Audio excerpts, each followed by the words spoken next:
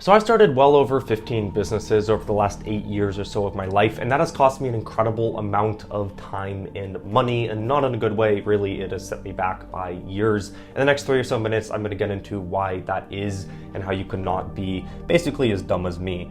This is a list of just some of the businesses I was involved in. By business, I just mean something that either is meant to make money or a physical entity or selling a product or service. Again, pretty much everything on here was just some sort of popular hype thing at some point where, hey, if you Google how to make money as a young person, right, you're going to get basically this list. Now, I think not just me has been in this situation. I think a lot of people are in that situation, and it really is hurting a lot of people. And the reason for that initially is that the barriers of entry to starting a business have really fallen, as in to create, say, a website, a product or service, to pick up the phone and call people, to sell them something, right? The barrier to entry to all of that has fallen. And that's a really good thing in a lot of ways, but it's also a bad thing that the reward cycle associated with starting a business is now skewed against the effort you need to quote unquote start one. By that, I mean, when you start a business initially, and by start I just mean pick a name, create a website or a landing page, or pitch it to a few people, or create a logo. All those things are really, really fun. You're just getting started, you're just selling it, you're just sinking your teeth into it. The novelty is right here on this curve, right? Whereas it's the most fun and it is the least difficult throughout the course of the lifespan, right? The life cycle of the business. So again, that's those things like name, landing page, pitching people, etc. Meanwhile, making a product or service, like the actual core of what a business is really, really difficult. So what happens is you pass this first phase of the novelty, of the least amount of difficulty, and then you get into the second phase of, okay, well, now the novelty is wearing off. Now you actually have to go and build this thing and create something valuable, and then the difficulty just exponentially multiplies. And that's why you can start, at least in my case, all these types of things. It's really fun, it's not that difficult. You learn a little bit, but really not that much, because you just haven't been doing it for long enough. And then the novelty dies, the difficulty increases, and ultimately you fail, like in my case, nearly all of these did.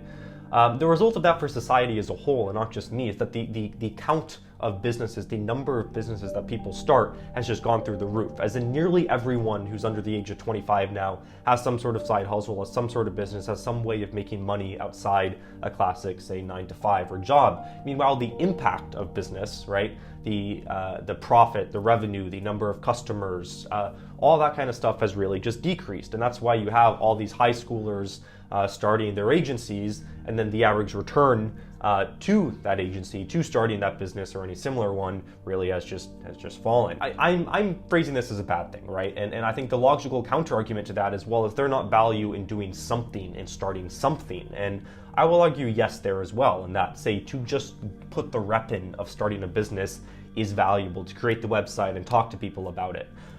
However, that's an absolute scale. And on a relative scale, if you are going to go through the motion of starting a business, you're going to get so much more out of what I'm about to describe here versus, like I did, start, say, 15, 20, whatever the number is, different businesses that are in totally unrelated industries.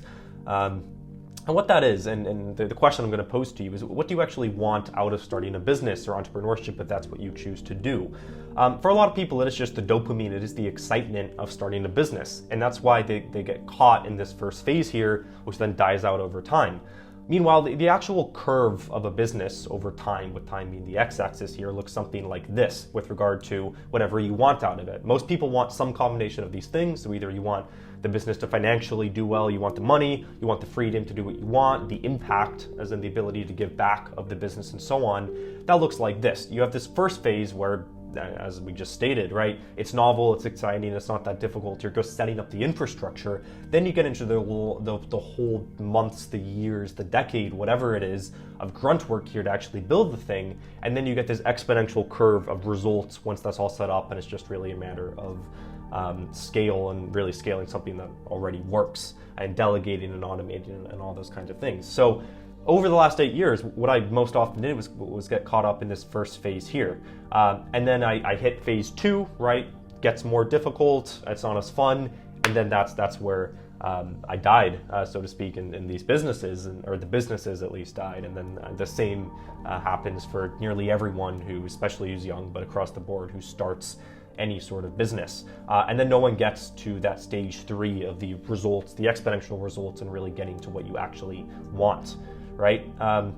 So the point I want to make is that depth wins as opposed to breadth, and that the actual catalyst of a successful business of these 3 things is this phase 2. It is the effort and the experience and the connections you've derived from putting in a lot of effort over a lot of time at a very specific thing, at a very specific product or service, right? And you can build cross-disciplinary skills like learning how to sell, learning how to build, right? All these things while doing one very specific business, but you are ultimately going to be so much better off in just pursuing the one business, the one model, the one product or service, or at the very least one industry, versus this trying all these different things like nearly everyone does today, right? At least everyone young, and especially those in the sort of influency online sort of digital entrepreneurship or nomad culture.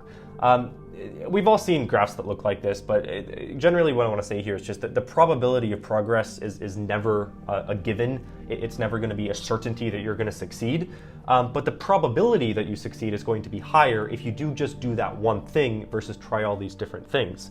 Another counterpoint here is, well, we've all heard of someone who gets into crypto and they play around with it. They don't really know what they're doing, but they just strike gold and make their $1 billion and walk off into the sunset.